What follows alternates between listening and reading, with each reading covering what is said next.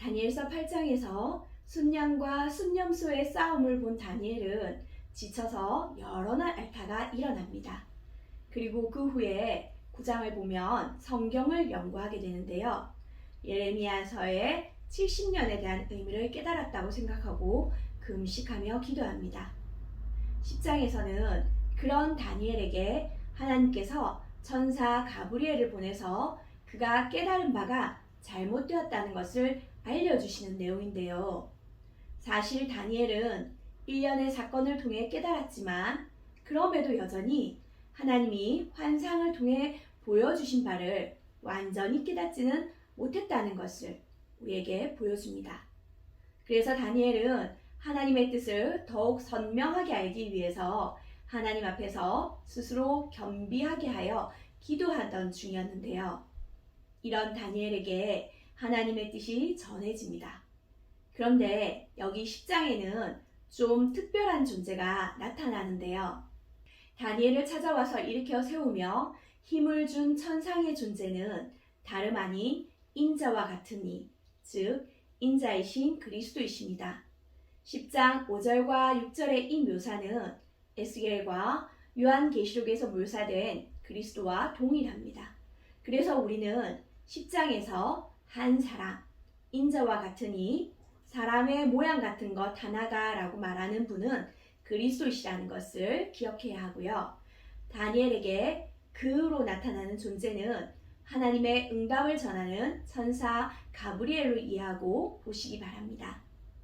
다니엘은 인자를 만나자 자신의 아름다운 빛이 변하여 썩은 듯하고 힘이 다 빠져서 깊이 잠들게 되었습니다. 그렇지만 동시에 그 인자가 만져주며 두려워하지 말고 평안하라, 강건하라 라고 말하자 다니엘은 곧 힘이 나서 강건해지는데요. 인자의 만지심으로 인해 다니엘은 하나님의 말씀을 받을 준비를 할 수 있게 되는 것입니다. 앞서 7장, 8장, 9장에서 보여준 그 환상들에 대해 완전하게 이해하지 못하고 있던 다니엘이 드디어 마지막 환상을 봄으로써 이해되어서 다니엘서를 쓸 수 있도록 준비된 것입니다. 하나님이 보여주시는 마지막 환상은 11장에 등장하지만 이를 위해 다니엘에게 하나님의 응답을 알려주는 천사는 먼저 하늘에 전쟁이 있다는 것을 다니엘에게 말해줍니다. 천사는 하나님의 응답은 다니엘이 스스로를 겸비하게 한 바로 그때 주어졌지만 그 응답이 도착하지 못하도록 막는 하늘의 존재가 있었고 미가엘 천사의 도움으로 자신이 응답을 가지고 올 수 있었다고 말합니다. 그리고 하나님의 응답을 전한 뒤에는 다시 돌아가서 바사의 군주와 싸워야 된다는 것을 알려줍니다. 이 천사가 알려준 하늘의 전쟁과 함께 또 11장은 땅의 전쟁이 있다는 것을 말해줍니다. 다니엘 11장은 다니엘 8장에서 순염소로 나타났던 헬라 제국과 그 이후 나눠질 네 나라에 대한 예언인데요. 다니엘 11장에 대한 역사적인 예언의 성취를 살펴보면 천사는 바사의 네 번째 왕 때 심히 부유해져서 강성해진 후에 모든 사람을 총동원해서 헬라 제국을 칠 것이라고 합니다. 그 왕이 바로 우리가 아는 그세르크세스, 에스더서의 아하수에로 왕이었는데요. 그는 자신의 모든 것을 통해 헬라를 쳤지만 살라미스전에서 대패하고 귀국해서 내리막길을 걷게 됩니다. 이때 등장한 왕이 바로 11장 3절에 장차 한 능력 있는 왕 알렉산더입니다. 그리고 강성한 나라를 이룬 알렉산더는 갑자기 죽게 되고 이후 헬라 제국은 네 나라로 분열하게 됩니다. 이집트를 중심으로 한 남방왕 부톨레미 왕조와 시리아 지역을 중심으로 한 셀류쿠스 왕조의 반목과 갈등의 역사가 이어지는데요. 이미 8장 23절부터 25절에서 예언되었던 북방왕 안티오쿠스 4세의 등장이 21절 이후 상세하게 기록되어 있습니다. 안티오쿠스 4세는 자신을 에피파네스, 신의 현현이라고 말할 만큼 교만한 자였습니다. 그는 속임수로 나라를 얻었고 동맹을 약속하지만 권력을 얻고 나서는 남방을 치고 또 본국으로 돌아서는 거룩한 언약을 거스르며 예루살렘 성전과 성전의 예배를 더럽히며 하나님의 경건한 백성들을 핍박한다고 예언한 대로 행합니다. 다니엘 8장을 설명할 때 말씀드린 그 악행을 행한 것입니다. 이렇게 다니엘서 11장의 예언이 너무나 역사적인 사실과 일치하기 때문에 그 예언성이 의심받았던 부분이 있습니다. 그래서 현대 비평학자들은 다니엘서가 6세기 다니엘이 하나님의 예언으로 기록된 책이 아니라고 말합니다. 그러나 하나님께서 보여주셨던 7장의 내 짐승 환상은 8장의 순양과 순념소 환상에서 순념소인 헬라 제국 시대를 좀 더 자세히 보여주었습니다. 그리고 이제 11장에 와서 이 순념소의 시대의 뿔들의 역사인 북방 왕조와 남방 왕조의 싸움 속에서 가장 강성한 작은 뿔인 안티오쿠스 4세의 시대를 더욱 선명하게 알려주고 이것이 역사적으로 성취되었음도 보여줍니다. 다니엘은 사실 7장의 환상을 보면서 넷째 짐승에게 관심을 가졌었지만 하나님께서는 이후 8장부터 11장까지의 환상 속에서 셋째 나라에 대한 부분을 더 많이 말씀해 주셨다는 것을 기억하시면 좋겠습니다. 왜냐하면 하나님께서는 셋째 나라의 환상을 통해 넷째 나라를 살아가는 신약시대의 성도인 우리가 어떻게 하나님 나라의 백성으로서 하나님의 예언을 이해하고 또 그 예언을 교훈 삼아 살아가야 되는가 하는 것을 알려주기 때문입니다. 다니엘서는 이제 대단원의 막이 12장에 이르렀는데요. 12장은 11장의 예언에 이어서 그때로 시작합니다. 그러나 이 그때는 마지막 때에 대한 이야기로서 거룩한 언약에 대한 두 집단이 보여주는 대조적인 언약에 대한 태도는 이후 종말에 부활에서 갖게 될 영원한 미래와 직결됩니다. 거룩한 언약을 지킨 자들은 죽음에서 일어나서 영생을 받는 영광에 이르지만 거룩한 언약을 배반한 자들은 부활해서 영원한 부끄러운 수치를 당하게 된다는 것을 알려줍니다. 그래서 다니엘은 그 깨달음을 가지고 자신이 본 환상과 비록 포로된 자신의 삶이지만 그 속에서도 언약을 지키며 살 수 있도록 자신을 지키시고 보호하셨던 하나님의 은혜에 대해서 글을 쓰고 봉함하라는 지시를 받은 대로 다니엘서를 기록하게 된 것입니다. 그러나 마지막 때에 영원한 미래에 대한 깨달음을 가졌음에도 불구하고 다니엘은 여전히 깨닫지 못하고 있는 부분이 있습니다. 그리고 다니엘에게 설명해주는 천사도 알지 못하는 것이 있음을 우리에게 보여주는데요.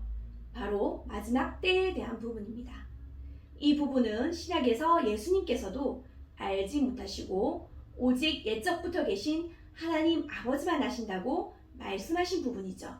이 때에 대한 천사의 질문에 대해 세마포 옷을 입은 자, 즉 그리스도가 답을 하시는데요. 한때, 두때, 반때를 지나야 한다고 말씀하십니다.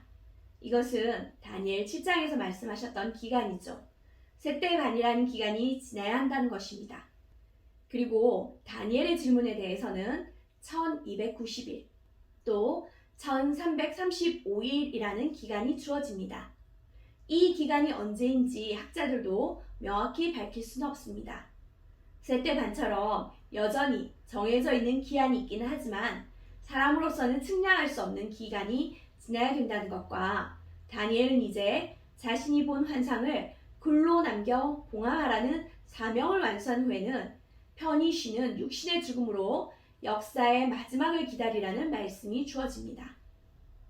그리고 나서 몸을 구할 때 일어나서 영광을 얻는 자신의 몫의 복을 누리게 될 것이라는 약속도 주어졌습니다. 다니엘 12장을 묵상하시면서 우리가 기억해야 하는 것은 기간이 아닙니다. 하나님께서 왜 연단을 허락하시는가입니다. 연단은 성도의 권세가 끼어지는 기간이지만 동시에 성도들이 자신을 정결하게 하며 회개할 기간, 진짜 지극히 거룩하신 이의 성도가 되는 기간입니다.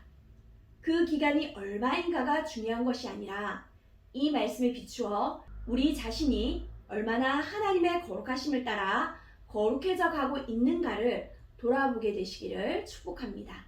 그래야 다니엘서가 기록된 목적에 맞는 묵상이 되기 때문입니다. 다니엘서는 예언과 환상이라는 특별한 방법을 통해 하나님께서 다니엘이 살았던 시대인 바벨론을 넘어서 메대와 바사, 헬라, 또 로마를 거쳐 지금 21세기를 살아가는 하나님의 백성인 우리에게 주신 책입니다.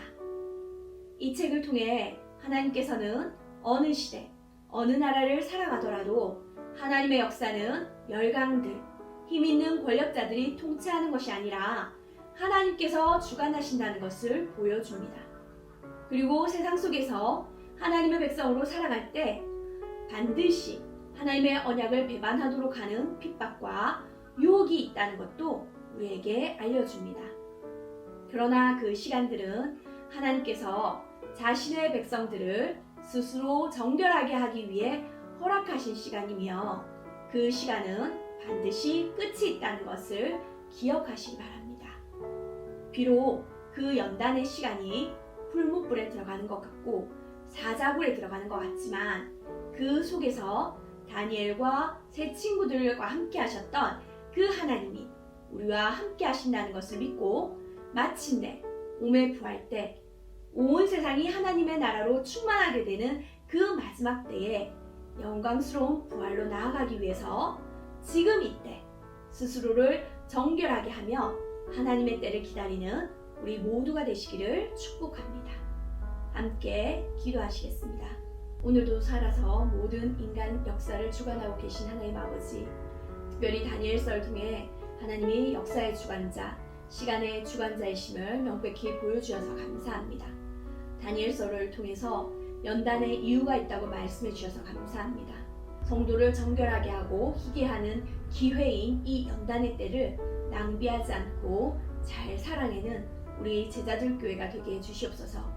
그래서 살아서 주의 재림을 맞든지 죽은 후 몸의 부활로 주님의 재림의 때를 맞든지 영광스러운 부활의 때를 맞이할 수 있는 우리 모두가 되게 하여 주시옵소서.